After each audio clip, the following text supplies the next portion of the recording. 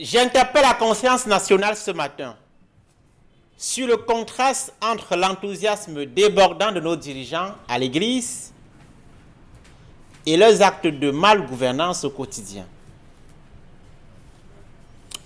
Les dirigeants étatiques au Cameroun débordent d'engouement dans les chapelles aux quatre coins du triangle national.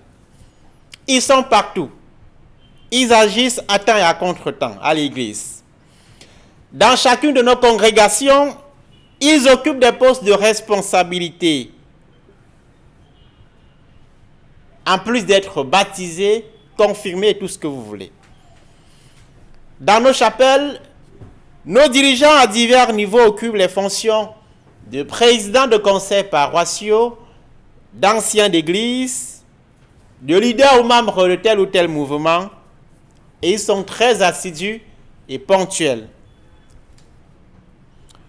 Une messe à l'occasion d'une levée de corps à la mort, et ils sont là. Un office religieux lors d'une veillée, ils occupent les premiers sièges. Mais leur présence n'est pas que physique ou institutionnelle. Elle se manifeste aussi en espèces sonnantes et trébuchantes. Pendant la quête, c'est des enveloppes de centaines ou de millions de francs CFA de contributions, souvent accompagnées de youyou ou d'atalakou des fidèles surexcités. Ils ont la main large, ils sont généreux, ils sont bons, comme le bonbon. Ils s'impliquent pour toutes les activités de l'Église. Lorsque le chantier de construction d'une nouvelle paroisse, d'un nouveau temple ou d'une nouvelle mosquée est lancé, ils sont parmi les plus grands contributeurs. Dans certains cas, ils prennent sur eux de bâtir et d'offrir les maisons de Dieu pour le bonheur des fidèles du coin.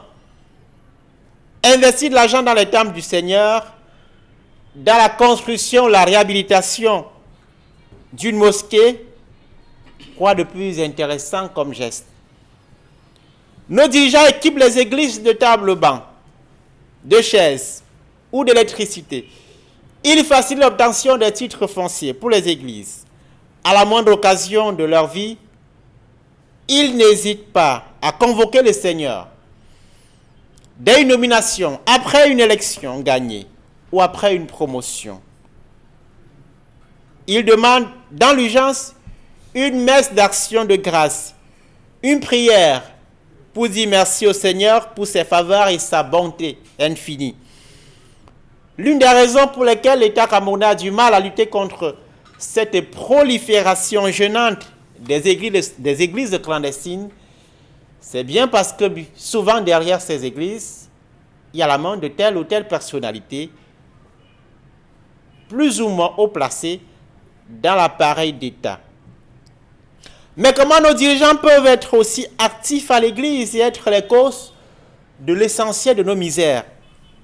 L'Église enseigne-t-elle la prévarication de la fortune publique? Dieu demande-t-il de voler l'argent, 30 milliards de francs CFA appartenant aux populations? Le Seigneur a-t-il déjà demandé de voler 180 milliards de francs CFA destinés aux actions de lutte contre le Covid-19 au Cameroun? Chers dirigeants, chers membres du gouvernement, quelle est la partie de la Bible qui autorise de gérer 3 000 milliards de francs CFA destinés à la Coupe d'Afrique des Nations? Comme des arachides servis à quelques amis ou quelques petits copains.